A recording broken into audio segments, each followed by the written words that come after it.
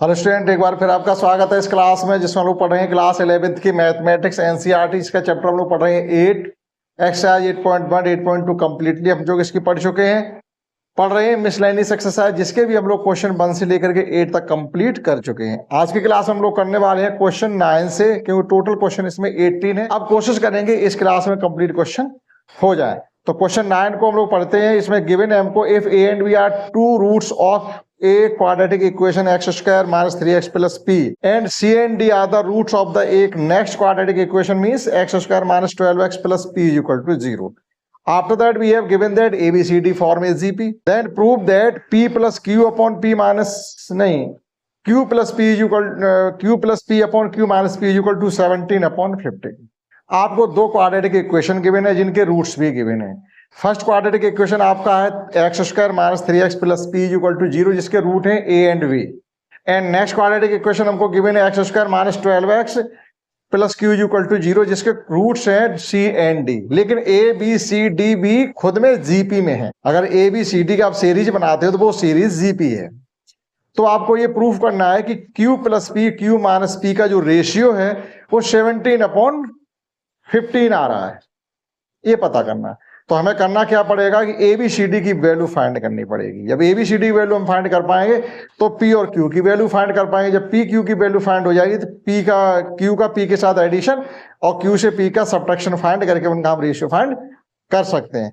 तो देखिएगा, we have given that A and B are the roots of the equation X square minus 3x plus Q plus P is equal to 0। इस quadratic equation के ए और B roots हैं, तो roots का सम और roots का प्रोडक्ट हम लोग जानते हैं। तो रूट्स का सम क्या होता है? रूट्स का सम होता है माइनस बी अपॉन ए और रूट्स का प्रोडक्ट होता है c upon a. That is sum of roots means a plus b is equal to minus b upon a means minus का ऑलरेडी 3 है तो सीधा सीधा आपका 3 रहेगा। और a b root product of roots is equal to आपका आ जाएगा a b is equal to हो जाएगा आपका p. Clear? Again c and d are the roots of the given quadratic equation X square minus 12x plus Q is equal to 0। इस quadratic equation के root C and D हैं, X square minus 12x plus Q is equal to 0। तो यहां से भी हम sum of roots और product of roots find कर सकते हैं। C plus D is equal to आपका 12 आ जाएगा और सी डी इज इक्वल टू आपका क्यू आ जाएगा। अब हमको करना क्या है, ये भी गिवन है कि ए बी सी डी हमारे जीपी में है। तो वैल्यू फाइंड करने के लिए हमें क्या करना पड़ेगा कि आप ए बी सी डी को कुछ लेट कर लीजिएगा। Since A B C D are in GP, ये जीपी में है। अब यहां से सम इनका आपस में रिलेशन बना के वैल्यू फाइंड कर सकते हैं। यहाँ सी डी है, यहाँ ए बी है, तो इनको यहां से हम वैल्यू फाइंड करें, ए माइनस बी की वैल्यू फाइंड कर सकते हैं। ए माइनस बी की वैल्यू फाइंड करना चाहो तो ए माइनस बी की वैल्यू हो जाएगी ए प्लस बी का whole square minus 4ab। A plus B A minus B, A B की वैल्यू वहां से फाइंड कर सकते हैं। सी प्लस डी की वैल्यू हमको गिवन है तो सी माइनस डी की वैल्यू फाइंड कर सकते हैं। ठीक, तो जब यहां से सी माइनस डी की वैल्यू मिल जाएगी तो C plus D C minus D को सोल्व कर सी डी की वैल्यू फाइंड कर सकते हैं। एक तो ये तरीका हमारे पास। दूसरा ये है कि ये हमें जीपी में गिवन ही है। जब ये जीपी में गिवन है तो कुछ ऐसा कॉमन नंबर मान के चलते हैं जो हमारे ए बी और सी डी सभी इक्वेशंस को सेटिस्फाइड करे। तो let a is equal to x, क्योंकि जीपी में तो हम ये मान के चल रहे हैं कि a let a is equal to x और b is equal to x r, GP बनती चली जाए। और सी इज इक्वल टू आपका एक्स आर स्क्वायर, तो डी इज इक्वल टू हो जाएगा x r, d is equal to x r cube. ठीक, ये हमारी जीपी हो। तो जीपी क्या हो जाएगी? X r square x r cube. ये सभी टर्म हमने कॉमन में ले लिए तो सभी में काम आ जाएंगे। ये सभी आपके ए बी सी डी से सी डी का काम यहां से बन जाएगा। तो आप देखिएगा a plus b is equal to क्या है हमारा? A plus B. A plus b means है x plus x r, x plus x r is equal to क्या गिवन है हमको? 3।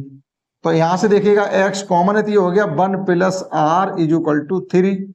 इसी प्रकार से सी प्लस डी, तो सी प्लस डी कितना है? X r square plus x r cube, ये हमारा 12 के इक्वल है। तो यहां से आप एक्स आर स्क्वायर कॉमन ले लो तो ये भी हो गया 1 plus r is equal to 12।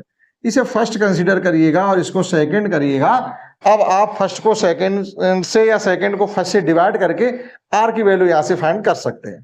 तो देखिएगा फर्स्ट डिवाइडेड बाई सेकेंड। तो डिवाइड करेंगे, देखिएगा क्या होगा कि 1 प्लस आर कैंसिल हो जाएंगे, x से x कैंसिल हो जाएगा, 1/r², 3/12। डायरेक्टली लिखिएगा 1/r² इक्वल टू 3/12। तो यहां से सीधा सीधा r² इक्वल टू आपका 4 आ गया, that is r equal to +-2। r की 2 वैल्यू आई है तो a की भी 2 वैल्यू आएंगी। अब r की वैल्यू चाहे फर्स्ट में पुट कर दो चाहे सेकंड में, आपको x की वैल्यू मिल जाएगी। फ्रॉम फर्स्ट वी हैव, तो फर्स्ट में जाके जब r की वैल्यू पुट करेंगे आप यहां पर, तो r की वैल्यू वो भी कब +2 ले लीजिएगा, जब हम +2 से फाइंड कर रहे हैं, -2 से आप करेंगे, आएगा दोनों से बराबर ही। r इज इक्वल टू 2, तो ये हो जाएगा 3 × x equal to 3, that is x equal to आपका 1 आ गया। x इक्वल टू 1 आ गया। अब x और r दोनों की वैल्यू पता चल गई, तो आपकी टर्म भी पता चल जाएगी, that is required term will be, जो टर्म है वो हमारी ये हो जाएंगे, एक हो जाएगा आपका 1 3, यहाँ रखेंगे 1, तो यहाँ हो जाएगा आपका 1 × 3, नहीं ये x की वैल्यू निकली जाकर के 1, तो ये 3 नहीं निकलेगा 2, और जब हम यहाँ पे पुट करेंगे तो ये हो जाएगी आपकी 4, और जब यहाँ पे पुट करेंगे तो ये हो जाएगी आपकी 8। आप देखिएगा जीपी में है टर्म कि नहीं, टर्म हमारे जीपी में है। r इज इक्वल टू -2 लेके चलेंगे, दूसरे टर्म आ जाएंगे। ठीक, अभी आप इनसे ही देखिएगा, ये a b c d। अब p की वैल्यू कब फाइंड की जा सकती है, जब a b का मल्टीप्लाई करें। Now a b is equal to p है, तो ये वैल्यू कितनी आ गई, 2 के इक्वल, और c d is equal to क्या है, q, तो ये कितनी वैल्यू आ गई आपकी 32। हमें फाइंड करना है q plus p, q minus p। अब चलिएगा आप q प्लस p, यानी 32 प्लस 2 इज इक्वल टू 34, और q minus p means 32 minus 2 is equal to 30। इनका रेशियो फाइंड करना था हमको, q plus p upon q minus p is equal to 34/30 means 17/15। It has proved, ही prove करवाया गया था। अब अगर आप r इज इक्वल टू -2 लेकर के चलेंगे तो दूसरे टर्म आएंगे, लेकिन जब उनका रेशियो फाइंड करेंगे तो आपका यही आने वाला है, उससे आप स्वयं करेंगे। एक हमने r की वैल्यू से इसका क्वेश्चन करवा दिया है। ठीक, तो इस प्रकार से हमने a b c d की वैल्यू फाइंड की। आप चाहो तो a प्लस b की वैल्यू गिवन है, a b की value given, a minus b की वैल्यू फाइंड कर सकते हैं, c प्लस d की वैल्यू गिवन है, c d वैल्यू है, c माइनस d की वैल्यू फाइंड कर सकते हैं। इनको सॉल्व करके a b c d सब की वैल्यू फाइंड कर सकते हैं। आफ्टर दैट आप p और q की वैल्यू भी फाइंड कर सकते हैं, ऐसे भी कर सकते हैं। हमने आपका जीपी का यूज करके भी पढ़ाने की कोशिश की है, आप नोट कर सकते हैं। समझते हैं next question 10, and let's understand question 10, in which we have given that the ratio of am and gm of two positive number a and b is m ratio n। कोई दो पॉजिटिव नंबर a और b है जिनका arithmetic mean and geometric mean का ratio m ratio n की form में हमको given है। तो हमको शो करना है कि a b का रेशियो इज इक्वल टू में है m plus root m square minus s square upon m minus root m square minus n square, ये हमको प्रूफ करना है। तो देखिएगा, we have given that question 10, we have given that two positive number a and b whose am and gm are, जिनका am gm का ratio m ratio n में है। तो am होता क्या है, now am is equal to होता है a प्लस b अपॉन 2, और gm क्या होता है, ज्योमेट्रिक मीन होता है जो दो नंबर है उनका रूट, प्रोडक्ट का रूट, ये आ गया। लेकिन हमको गिवन क्या है कि a और am और gm का जो रेशियो गिवन है वो हमें m रेशियो n में गिवन है। इनकी वैल्यू हम फाइंड कर चुके हैं, a plus b upon 2 upon root A b is equal to m upon n में गिवन है हमको। It can be written as a plus b upon 2, इसके साथ आ जाएगा 2 रूट ए बी, ये 2 नहीं होना चाहिए, इज इक्वल टू में हमारा m अपॉन n। यहां से हम a प्लस b की वैल्यू फाइंड कर सकते थे, ये हो जाएगी आपकी m अपॉन n, और इस प्रकार से लिख लो 2 रूट ए बी m अपॉन n, ये a b की वैल्यू आ गई। यहां तक जो क्वेश्चन में गिवन इंफॉर्मेशन थी उसकी हेल्प से हमने a b की वैल्यू फाइंड कर ली। जब आपको a b की वैल्यू मालूम हो तो a माइनस b की वैल्यू फाइंड कर सकते हैं in term of a b। Again we have a minus b is equal to होता है a प्लस b का होल स्क्वायर, यहां भी स्क्वायर होता है, -4ab। ए बी को ए बी रहने दो, ए प्लस बी की वैल्यू ये वाली हम पुट कर सकते हैं। तो ये हो जाएगा आपका 4 a b m square upon n square minus 4 a b रहने दीजिएगा, क्योंकि यहाँ भी ए बी है तो ए बी रहने, ए बी फॉर्म में वैल्यू आ जाएगी। अभी आप यहाँ से 4 ए बी को जब कॉमन लेंगे तो ये हो जाएगा आपका m square minus N square upon, यहाँ 1 बचेगा तो डायरेक्ट हमने एलसीएम ले लिया, एक स्टेप की बचत हो गई। इतना आ गया आपका ए माइनस बी का होल स्क्वायर। हमको ए माइनस बी की वैल्यू फाइंड करनी तो इसका स्क्वायर रूट ले लेंगे तो ये हो जाएगा 2 रूट ए बी, और ये एन स्क्वायर को हम यहां पर एन लिख सकते हो, इसको रूट के अंदर रहने दीजिएगा m square minus N square. A plus b की और ए माइनस बी की जब हमें वैल्यू फाइंड हो चुकी है तो ए और बी की वैल्यू सेपरेटली भी हम फाइंड कर सकते हैं, एक बार एडिशन करके और एक बार इनका सब्ट्रैक्शन करके। देखिएगा फर्स्ट प्लस सेकंड, जैसे हम एडिशन करेंगे तो माइनस बी से प्लस बी आपका कैंसिल आउट हो जाएगा, और ये 2 root A B upon n, 2 root A B upon n common आ जाएगा, और बचेगा हमारा m plus root M square minus N square. ठीक, तो ये हो जाएगा आपका 2a इक्वल टू 2 रूट, थोड़ा डायरेक्ट कर रहे हैं, अपॉन n, और यहां बचेगा हमारा ये m plus root M square minus N square. ये भी 2 से 2 हमारा कैंसिल होने के बाद कंप्लीटली a की वैल्यू आ गई है root A B upon N M plus root M square minus N square. Similarly we can find the value of B, that is B equal to हो जाएगा आपका root A B upon N, bracket में आपका यहां पर जहां plus sign है वहां माइनस हो जाएगा, that is m minus root M square minus N square. हमें इनका रेशियो चाहिए, हमें प्रूफ करना है ए रेशियो बी, जो भी आया वही आपका प्रूफ हो जाएगा, that is a ratio b या a upon b equal to a upon b equal to, ये नंबर आपके कैंसिल आउट हो जाएंगे, जो आपका रिमेनिंग में है वही अब हमारा जवाब होगा, root M square minus N square upon m minus root M square minus N square, that's all. यही आपको प्रूव करना था क्वेश्चन 10 में। आप मैच कर सकते हैं क्वेश्चन 10 को, और ये है आपका, इसको नोट कर सकते हैं, समझते हैं next question 11। Let's understand next question 11. In this we have given that find the sum of the following series. series प्रकार से given है, इसमें 2 पार्ट हैं, एक हम कराएंगे, एक आप स्वयं करेंगे। इन द सेम वे इसमें एक एग्जाम्पल भी आपका given है, कर सकते हैं, बहुत ही इजी क्वेश्चन है, लेकिन आपको उसका मेथड पता होना चाहिए, क्योंकि ये ना आपकी एपी है और ना ही जीपी है। तो एपी जीपी तो आप अभी भूल जाइए इसमें अभी, लेकिन हम इसको बना सकते हैं। देखिएगा इसमें से आप क्या करेंगे, 5 को कॉमन ले लेंगे तो ये बचेगा 1 plus 1 1 plus 1 1 1 plus 1 1 1 plus dot dot dot, और आगे जाने की जरूरत नहीं है। अभी भी कुछ भी फर्क नहीं पड़ा, केवल 5 कॉमन ही ले ली, ना एपी बनी ना जीपी बनी। लेकिन अब हम कर क्या सकते हैं, इसमें 9 से डिवाइड कर दीजिएगा और 9 से मल्टीप्लाई कर दीजिएगा, क्योंकि 9 आपके 10 के नियरेस्ट नंबर है, neighbourhood of 10, that is 9 plus 99 plus 999 plus dot dot dot. Again 5/9 आपका एज इट रहेगा। अब 9 can be written as 10 minus 1, 9 can be written as 10 minus 1, and 99 can be written as 100 minus 1, and 999 can be written as 1000 minus 1, and so on. Now 5/9 as it रहेगा, 10 का आपको 10 ही रहने दीजिएगा, 100 can be written as 10 square plus 1000 can be written as 10 to the power 3, and so on up to n terms, minus 1 plus 1 plus 1 dot dot डॉट n terms.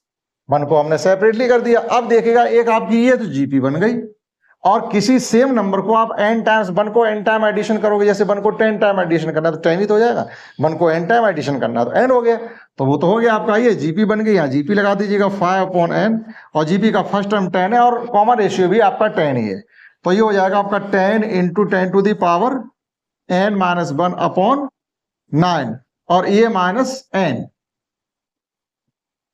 हो गया। अब क्या बचा आपका, अब 10 टू दी पावर n, तो 10 to the power n ही आपका रहने वाला है।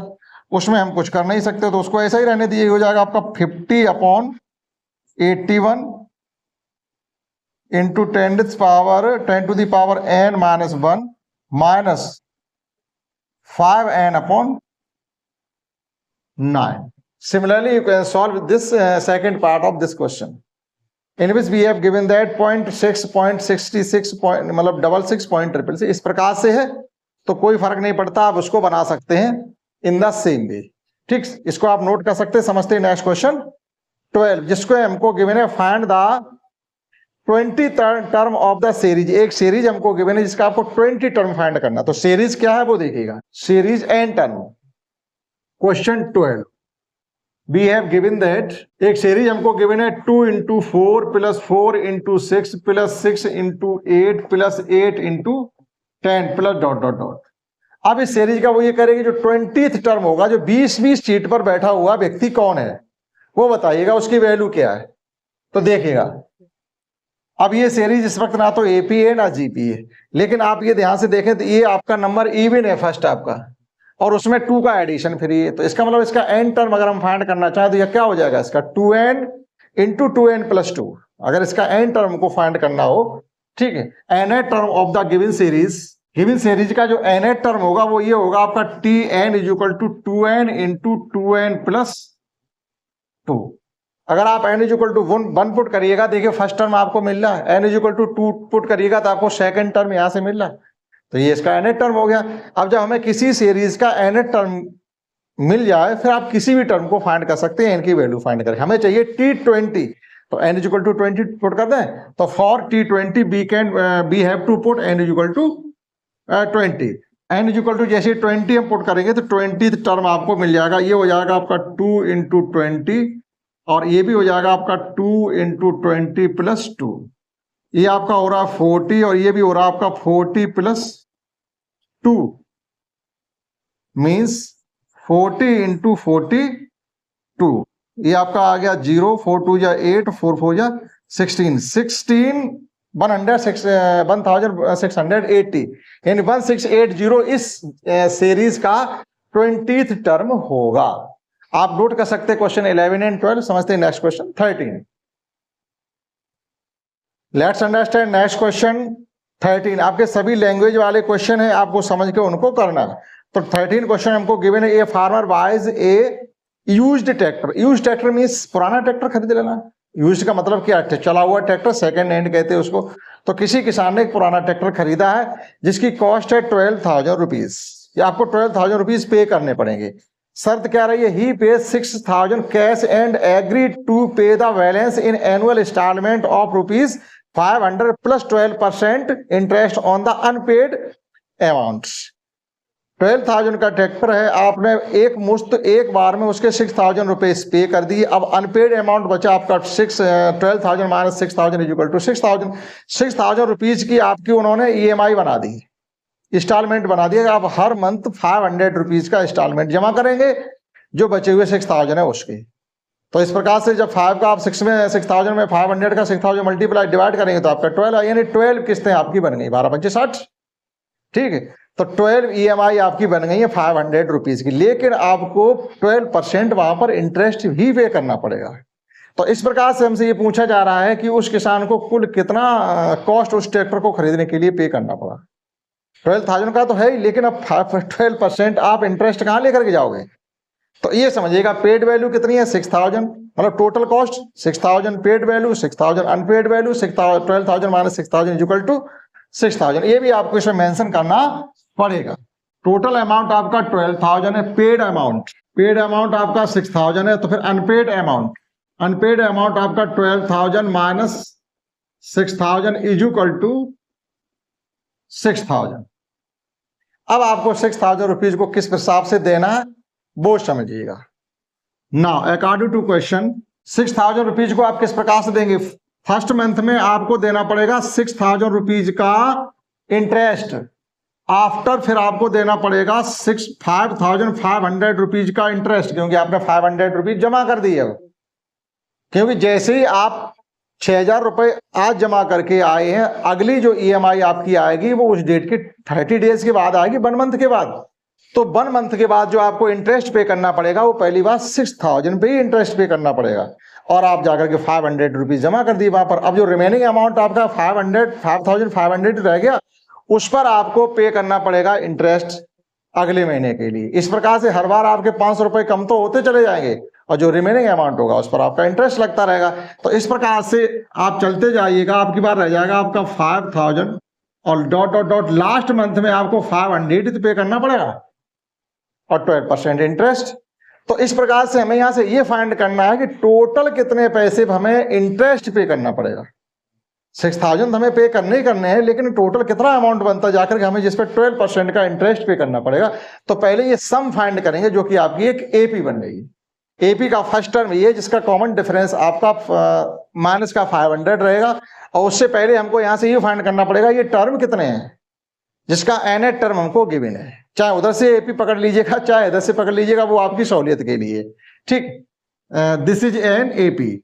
अभी हमने 12% के बाद में रखेंगे, वैसे सभी पर 12% का इंटरेस्ट भी पेड है, लेकिन अभी हम वो अमाउंट फाइंड करेंगे जिस पर हमें 12% इंटरेस्ट पे करना पड़ेगा। तो this is an AP whose first term a is equal to हमारा 6,000, d is equal to minus का 500, ठीक, और t n is equal to 500। तो आपको यहां से पहले एन फाइंड करना, वैसे हमको दिख रहा है 12 में, लेकिन फिर भी आप यहां से टी एन का यूज करके ही इसका एन फाइंड करिएगा ना। एपी का टी एन क्या होता है, a plus n minus 1 into D.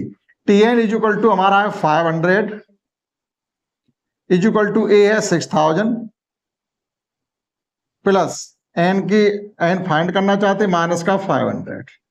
पूरे इक्वेशन को आप 100 से डिवाइड कर देंगे तो ये बचेगा आपका 5 is equal to 60 plus n minus 1 into minus का 5। 2 जीरो का सभी से हमने डिवाइड कर दिया, हटा दिए। अब देखिए ये इधर आके सब्ट्रैक्ट हो जाएंगे तो माइनस के 55 बचेंगे, is equal to minus 5 into n minus 1। फिर माइनस 5 से कंप्लीटली को जब हम डिवाइड कर देंगे तो ये हो जाएगा आपका n minus 1 is equal to 11, that is n is equal to 12। यानी आपके 12 इंस्टॉलमेंट बनते जाकर के 12 इंस्टॉलमेंट बनेंगे जाकर, ठीक। अब इन 12 टर्म का हमको चाहिए सम। S12 इज इक्वल टू 12/2, यानी SN इज इक्वल टू क्या होता है, किसी AP का SN क्या होता है, n/2 into 2a plus n minus 1 into D। तो वो हमने नहीं लिखा, डायरेक्ट करिएगा 2a मीन्स हो जाएगा 6 2 12,000 प्लस 11 इंटू माइनस का 500 n माइनस 1, यानी 12 माइनस 1 तो 11 बचेगा। इसको सॉल्व करना है, ये बचेगा आपका 6, ये 12,000 माइनस का 55 और 2 जीरो रहेंगे, ठीक। ये हो गया 6, और यहां पर कितना बचेगा आपका 6,500। 12,000 से 5,500 जब कम करेंगे तो 6,500 आपके रिमेनिंग रहेंगे। 6 का मल्टीप्लाई करना बाकी है, तो ये 2 जीरो रहेगा, 6 5 30 हो जाएगा, कैरी 3 6 36 39। ये 39,000 कौन सा अमाउंट है, ये वो अमाउंट है जिस पर आपको 12% का इंटरेस्ट पे करना पड़ेगा। EMI का मतलब क्या होता है, ये तो होता है EMI बना तो देते, हमें लगता है 500 रुपए करके तो आराम से जमा करते रहेंगे, कोई दिक्कत नहीं। लेकिन वो क्या किया उन्होंने, आपको उसके साथ में 39,000 रुपए का ब्याज ले लेंगे। जब तक आप वो 12 किस्तों में 500 रुपए जाके जमा करोगे तब तक आपसे 39,000 रुपए का ब्याज ले चुके हैं, वही 12% से। अब आप निकालिएगा total interest. Now interest paid हो जाएगा आपका 39,000 इंटू 12%। तो कुल मिलाकर के आप 0 12 9 जा 108 कैरी 8 कैरी 10 12 3 जा 36 प्लस 10 46, यानी 4,680 रुपीज का आपसे इंटरेस्ट ले लेंगे मात्र 6,000 रुपए पर ही।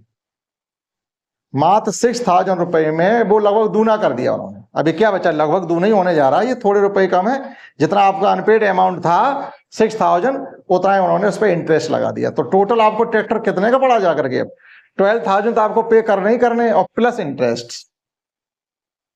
Total paying cost of tractor, तो टोटल कॉस्ट आपको पे करनी पड़ी 12,000 तो आपके वो हैं ही, प्लस 4,680 दैट इज 16,680।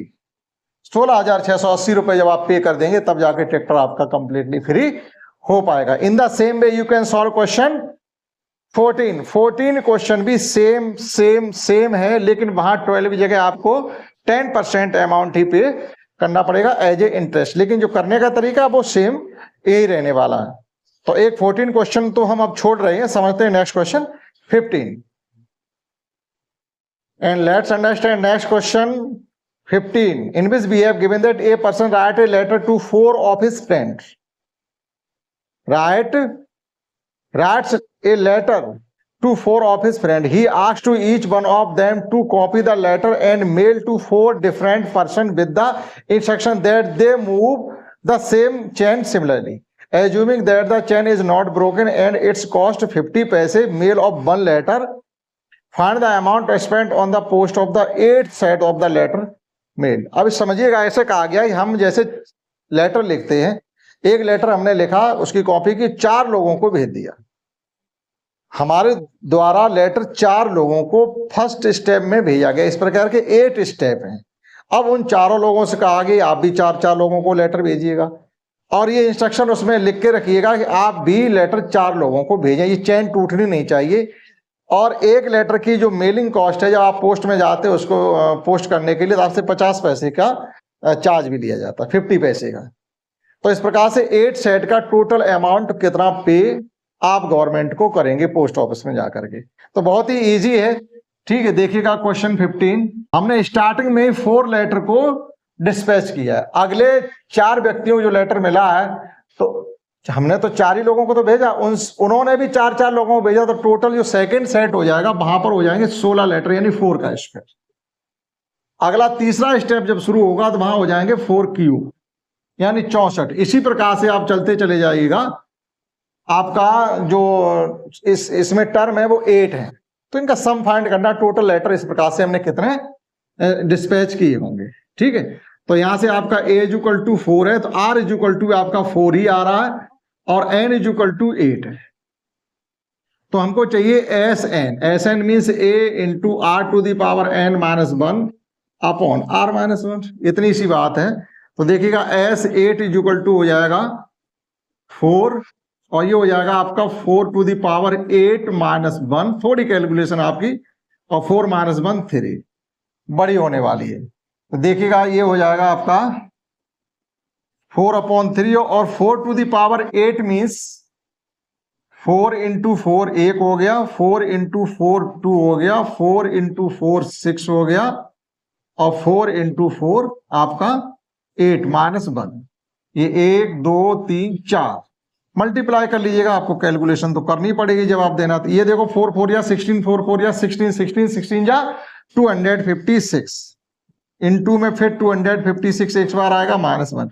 अब आपको 256 का 256 में मल्टीप्लाई करना पड़ेगा। देखिएगा तो टोटल मल्टीप्लाई हमारा आ रहा है 65563, उसमें से भी एक कम करना पड़ेगा, तो ये हो जाएगा 65535। ठीक, ये हो गया आपका 4/3 × 65535, एक वो भी कम कर दिया। अब ये 3 से डिवाइड करने के बाद 5 से करना, 4 से करना है इसको मल्टीप्लाई। तो देखिएगा 3 से डिवाइड कर दीजिएगा, 3 2 जा 6, 3 1 जा 3, यहां बचे आपका 225 हो गया। ये 3 8 जा 24, 1 बच गया, 3 4 जा 12, 1 बच गया, 3 5 जा 15। ये आ गया आपका 4 × 21845। अब इसमें 4 का मल्टीप्लाई करना अभी हमारा बाकी है। तो 4 का जब मल्टीप्लाई करेंगे तो ये हो जाएगा जाकर के कुल मिलाकर के 4 5 या 20 कैरी 2, 4 4 या 16 2 18 कैरी 1, 4 8 या 32 33 कैरी 3, 4 1 या 4 और कैरी 3 7, और 4 2 या 8। 87,308 लेटर डिस्पैच किए गए। ठीक, अब पर लेटर की जो मेलिंग कॉस्ट है वो 50 पैसे है, तो हमें तो वो कॉस्ट बतानी, total mailing cost of total letters. तो टोटल मेलिंग कॉस्ट हो जाएगी आपकी 87380 इंटू 0.50। 0.50 मतलब 1/2। 87380 से मतलब है 1/2। तो ये रह गया 43690, 43,000 690 रुपीज जो मेलिंग चार्ज लिया गया पोस्ट ऑफिस से, वो कुल मिलाकर के 43,690 रुपए का चार्ज पोस्ट ने इन 87,000 के समथिंग लेटर का चार्ज लिया है। केवल ये 8 स्टेप ही है इस प्रकार से, लेकिन लेटर की संख्या बहुत ज्यादा है। ठीक, तो इस प्रकार से क्वेश्चन 15 है, समझते हैं। Next question 16, and let's understand next question 16, in which we have given that a man deposit rupees 10,000 in a bank at the rate of 5% simple interest annually। यहाँ पर एक बैंक में 10,000 रुपए सिंपल इंटरेस्ट के तौर पर किसी बैंक में डिपॉजिट किए जाते हैं। Find the amount of in 15th year since he deposit, जब से उसने डिपॉजिट किया तब से 15वें वर्ष में उसके अकाउंट में कितना पैसा होगा। इसी प्रकार से आपसे पूछा जा रहा है 20वें वर्ष में उसके अकाउंट में कितना पैसा होगा। सिंपल इंटरेस्ट में क्या होता है कि आपका एवरी ईयर जो प्रिंसिपल में इंटरेस्ट अमाउंट होगा वो सेम रहेगा। कंपाउंड इंटरेस्ट में वो बदलता रहता है, क्योंकि कंपाउंड इंटरेस्ट में ऐसा होता है जो नेक्स्ट ईयर स्टार्ट आपकी होती है तो जो इंटरेस्ट होता है वो आपके प्रिंसिपल में ऐड हो जाता है, और नेक्स्ट ईयर में उस पर भी आपको टोटल पर इंटरेस्ट मिलता है। लेकिन सिंपल इंटरेस्ट में क्या होता है, जो आपने डिपॉजिट बैंक में किया है एवरी ईयर उसी पर आपको इंटरेस्ट मिलेगा। आपका जब भी इंटरेस्ट कैलकुलेट करेंगे तो एवरी ईयर आपका सेम अमाउंट इंटरेस्ट के रूप में आएगा, उसमें कुछ भी बढ़ेगा नहीं और घटेगा नहीं। तो इस प्रकार से क्या करेंगे, यहाँ पर आपकी एक एपी बनेगी। सिंपल इंटरेस्ट को अगर हम लेके चलेंगे तो एपी बनेगी। जैसे देखिएगा क्वेश्चन 16 है, हमने बैंक में जमा किए हैं 10,000 रुपीज, दैट इज आपका P इक्वल टू 10,000 रहेगा, P इक्वल टू 10,000। अब यहाँ पर आफ्टर एवरी ईयर जो आपका इंटरेस्ट निकलेगा जाकर के वो निकाल लीजिएगा, इंटरेस्ट आफ्टर एवरी ईयर। तो एवरी ईयर आफ्टर जो भी आपका इंटरेस्ट निकलेगा वो 10,000 का वो कह रहे हैं 5%, 5/100, दैट इज 500 रुपीज का एडिशन एवरी ईयर होगा। तो आपकी क्या बन जाएगी, तो यहां से देखिएगा जो आप एपी बनाएंगे तो एपी का जो फर्स्ट टर्म होगा वो तो आपका 10,000 ही रहेगा, और जो T2 होगा वो आपका हो जाएगा जाकर के 10,500 एंड शो। क्लियर, हमें किसी एपी का फर्स्ट टर्म मिल गया, कॉमन डिफरेंस डी आपका यहां से निकल आएगा। तो एज इक्वल टू क्या हो गया, एज इक्वल टू आपका हो गया 10,000 और डी इक्वल टू हो गया आपका 500। अब आपसे पूछा जा रहा है T15 और आपसे पूछा जा रहा है T20, केवल इतनी सी बात। Tn पूछा जा रहा है आपसे, ये नहीं पूछा जा रहा कि आप वो अमाउंट का मतलब जो कहा गया इसका ये है कि ये तो एडिशन होके ही आएगा आपका हर वर्ष। तो देखिएगा ऐसे नहीं पूछा गया, T15 और T20 पूछा जा रहा है आपसे। तो T15 फाइंड करने के लिए हम क्या करेंगे, a plus n-1 into D. तो a मी से हमारा 10,000, n रह जाएगा यहाँ 14 इंटू 500। तो ये 10,000 प्लस ये हो गया आपका 7,000 इज इक्वल टू 17,000, यानी 15वें वर्ष में उस अकाउंट में 17,000 रुपीज डिपॉजिट होंगे।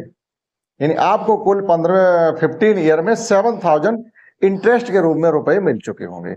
इसी प्रकार से हमसे पूछा जा रहा है T20, तो सेम भी हम T20 फाइंड कर सकते हैं। तो T20 के लिए हो जाएगा आपका 10,000 प्लस 19 इंटू 500,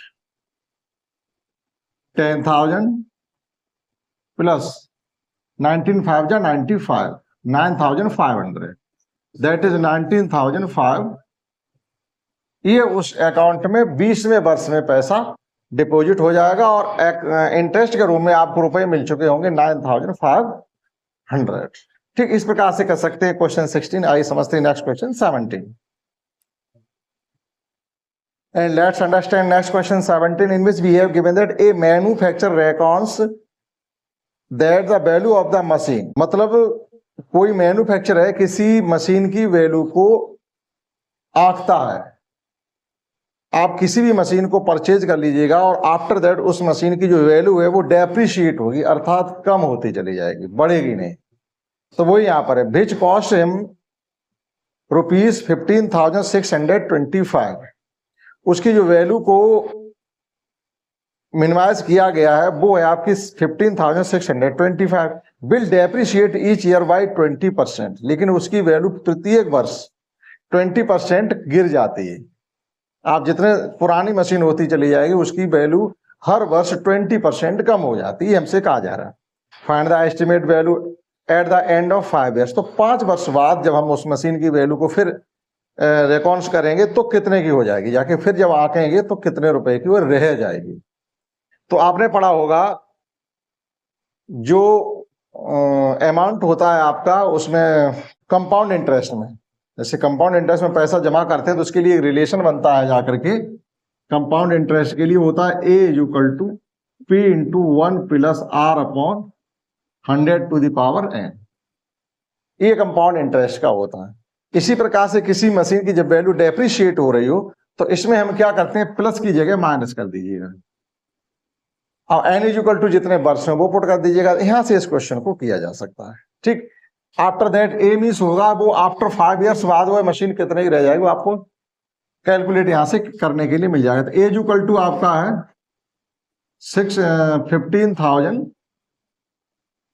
15,625, 1 माइनस R है 20% का यहाँ पर डेप्रिसिएशन हो रहा तो 20/100 और n है 5 ईयर्स। यहाँ T भी पुट किया जा सकता था, बस इसी को हमें सॉल्व करना है, आपका जवाब मिल जाएगा। It can be written as 8/5, 8/10 power 5। अभी भी ये 4 रह जाएगा और ये रह जाएगा 5, तो इसको हम सॉल्व कर सकते हैं। 15,625 into 4 into 4 into 4 into 4 into 4 5 times. इसी प्रकार से ये हो जाएगा आपका 5 × 5 टाइम्स, इसको भी किया जा सकता है। बस इसी को हमें सॉल्व करना है। अब देखिएगा, ये कटिंग कर लीजिएगा, 5 से कट कर लीजिएगा। ये 5 5 या 25 से एक बार कर दीजिएगा। 25 6 जार 150 और आपके बच जाएंगे जाके यहाँ पर 6, तो ये हो गया 25 2 या 50, फिर आपके बच गए हैं आपके यहाँ पर 125, ये कट गया।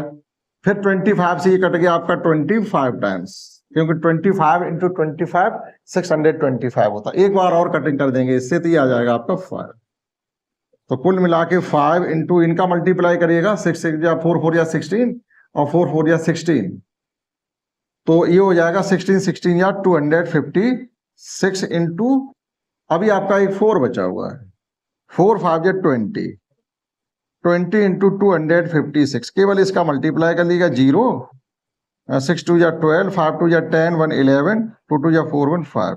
यानी आफ्टर 5 ईयर्स उस मशीन की जो वैल्यू रह जाएगी वो 5,120 रह जाएगी। इसको इस प्रकार से किया जाएगा। यहाँ पर आपके कोई कहो कि आपकी एपी जीपी कुछ भी बन रही हो, ऐसा नहीं। ठीक है, तो हमने माना था A = जो गिवन था 5 था 15,625, डेप्रिसिएशन का इंटरेस्ट था वो था आपका 20%, केवल इसको सॉल्व करना था। इस प्रकार से कर सकते हैं क्वेश्चन 16। इस एक्सरसाइज का लास्ट क्वेश्चन समझते हैं 18, and let understand last question of this exercise and this chapter. Chapter का भी लास्ट क्वेश्चन है और मिसलेनियस एक्सरसाइज की लास्ट क्वेश्चन है। इसमें हमको गिवन है 150 workers were engaged to finish a job in a certain number of days. किसी वर्क को फिनिश करने के लिए और एक नियत टाइम में फिनिश करने के लिए 150 वर्कर्स को वहां पर काम में लगा दिया गया। अब होता क्या है कि 4 workers drop out on second day. पहले दिन तो 150 लोगों ने वहां पर काम किया है, लेकिन जब सेकेंड डे काम जब स्टार्ट हुआ तो 4 वर्कर्स नहीं आए, यानी चले गए। अब ये सिलसिला लगातार जारी है, हर दूसरे दिन। अब सेकेंड डे वहां पर जो वर्कर्स हैं 146 हैं, थर्ड डे वहां पर वर्कर होंगे 142 और फोर्थ डे वहां पर वर्कर होंगे 138। यानी हर दिन नया जब दिन शुरू होता, काम स्टार्ट होता, तो 4 वर्कर वहां पर लेस हो जाते हैं। तो इस प्रकार से वर्कर्स की गिनती हमेशा हर रोज कम होती जा रही है। तो सीधी सी बात है, जो काम करने के डे हैं वो बढ़ने लगेंगे। काम करने की जो निश्चित टाइम वहां पर सर्टेन टाइम एक नियत किया गया, इस टाइम तक हमें काम चाहिए, अब वो नहीं हो पाएगा। तो इस प्रकार से जो टाइम नियत किया गया कि इतने टाइम में हमारा काम हो जाना चाहिए था। अब उसमें क्या करते हैं, it took 8 more days to finish the work। इस प्रकार से फिर 8 दिन ज्यादा लग जाते हैं काम को। मान लीजिए पहले तय ये हुआ होगा कि 150 वर्कर काम करेंगे तो चलो 20 दिन में काम हो जाता, सपोज करते हैं। लेकिन अब क्या होता है, जब वर्कर रोज 4 कम होते चले जा रहे हैं तो फिर डे बढ़ेंगे, इस प्रकार से 8 दिन बढ़ जाते हैं। हमसे ये पूछा जा रहा है find the number of the days in which the work was completed. तो फिर ये बताइएगा वह काम अब कितने दिन में कंप्लीट होगा। तो जो भी वैल्यू हम x की फाइंड करेंगे, हम मान के चलेंगे कि x दिन में काम कंप्लीट हो जाएगा, उसमें फिर हमें 8 का एडिशन करना पड़ेगा, क्योंकि सर्टेन टाइम हमारा x रहा होगा और 8 डेज आपके ये जा रहे हैं। तो किस प्रकार से आप इसको करेंगे, let the certain time will be x days. तो जो नेट टाइम रहा होगा वो x रहा होगा। अब देखिएगा आप इस क्वेश्चन को समझने के लिए आप क्या करेंगे, जो टोटल है हमारा टाइम वो है 150 into x is equal to. इस प्रकार से होता क्या है, जो डेज है, पहले दिन हमारा काम जो किया गया था 115 किया, फिर सेकेंड डे काम किया 146 ने किया, फिर थर्ड डे किया 142 ने किया, डॉट डॉट डॉट, और इस प्रकार से जो दिन लगते जाकर के x + 8 ये है। अब इसको करिएगा SN फाइंड करके, ये टोटल डेज का सम है, ये टोटल डेज का सम है, पहला दिन, दूसरा दिन, तीसरा दिन, इस प्रकार से x + 8 डेज हमारे आ जाते हैं। अब इसको हमें सॉल्व करके x की केवल वैल्यू फाइंड करनी है और उस x की वैल्यू में हमें 8 का एडिशन करके आंसर बता देना है। तो थोड़ा हम करते हैं, थोड़ा आप करेंगे। तो देखिएगा SN = होता है n/2 × 2a + n - 1 × d। तो इसमें अब सभी चीजों को हम जब पुट करेंगे तो n = आपका ये है x + 8/2, 2a मीन्स है 300, फिर n मीन्स आपका x + 8 पुट करेंगे, -1 पुट करेंगे तो ये हो जाएगा x + 7, और d मीन्स है -4। क्लियर। अब ये देखो, ये 2 यहां से भी कॉमन, यहां से भी कॉमन, इससे ये कैंसिल आउट हो जाएंगे। = में SN की जगह आप पुट करेंगे 150x, 2 से डिवाइड करेंगे तो ये रह जाएगा x + 8, ये 150 वापस रह जाएगा, और माइनस का 2 रह जाएगा, माइनस के 2 से मल्टीप्लाई करेंगे तो माइनस के 2x हो जाएंगे, और माइनस के ही हो जाएंगे आपके यहां पर 14 = 150x। इसे थोड़ा और सॉल्व करेंगे तो ये हो जाएगा आपका x + 8, इन्हें सॉल्व करेंगे तो 136 माइनस का 2x = 150x। इसको सॉल्व करके क्वाड्रेटिक इक्वेशन फाइंड किया जा सकता है। चलिए मल्टीप्लाई करिएगा, ये हो जाएगा आपका 130x, यहां मल्टीप्लाई करेंगे तो ये हो जाएगा 8 6 r 48, 8 3 24 + 4, फिर 28, 8 1 जा 8 1 10, माइनस का 16, इसका मल्टीप्लाई यहाँ हुआ, इसका मल्टीप्लाई यहाँ हुआ। अब कर लीजिएगा मल्टीप्लाई -2x का, तो ये हो जाएंगे -2x², और ये हो जाएंगे -16x माइनस का 150x = 0। ये भी हम इधर ही ले आए। क्लियर। चलिए -2x² एज इट रहेगा, और x के देखेगा कितने हमारे पास हैं, माइनस के। पहले आप 150 को से जब आप 136 कम करोगे तो माइनस के 14x बचेंगे, माइनस के 14, और ये तो ये हो जाएंगे माइनस के 30x, और प्लस के 10 0 8 8 = 0। अभी भी ये कंप्लीट -2 से डिविजिबल है, तो ये हो जाएगा आपका x² प्लस के 15x + 5 4 4 = 0। ये आपका एक क्वाड्रेटिक इक्वेशन आ गया। अब आप इस क्वाड्रेटिक इक्वेशन को स्वयं फाइंड करेंगे, इससे आगे हम नहीं करने वाले हैं। तो जो भी वैल्यू आपकी आएगी, x की जो भी वैल्यू आएगी, तो आपको निश्चित दिनों की संख्या बताने के लिए, अब कितने दिन में काम फिनिश होगा हमें ये तो बताना। x तो पहले का वो आपका सर्टेन टाइम हमने x कंसीडर किया था, तो जो वैल्यू x की होगी वो आपका जवाब नहीं होगा। अब हमें 8 दिन ज्यादा लग रहे हैं, तो मान लीजिएगा x की वैल्यू जो भी आएगी उसमें आप 8 का एडिशन कर करके ही जवाब इसका बताएंगे। यहां से 2 वैल्यू x की आएंगी, एक नेगेटिव आएगी, पॉजिटिव आएगी। नेगेटिव टाइम आपका कंसीडर किया नहीं जा सकता, पॉजिटिव टाइम ही आप लेके चलेंगे, उसमें 8 का एडिशन करेंगे, वही आपका जवाब होगा। तो इस प्रकार से हमने कंप्लीट चैप्टर यहां तक आपका पढ़ा दिया है।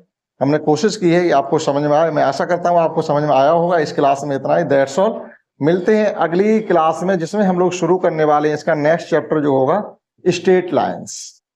ठीक, इस क्लास में इतना ही, दैट्स ऑल।